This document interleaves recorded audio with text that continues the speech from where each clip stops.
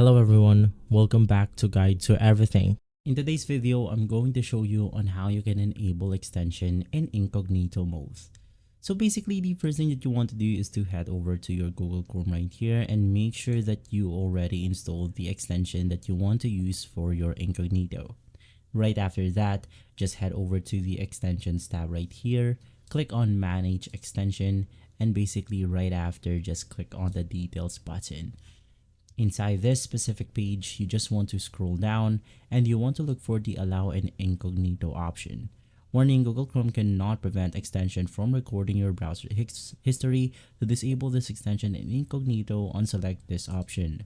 So just click on the enable option, and from there, if we then navigate through incognito right here, we have successfully enabled that specific extension.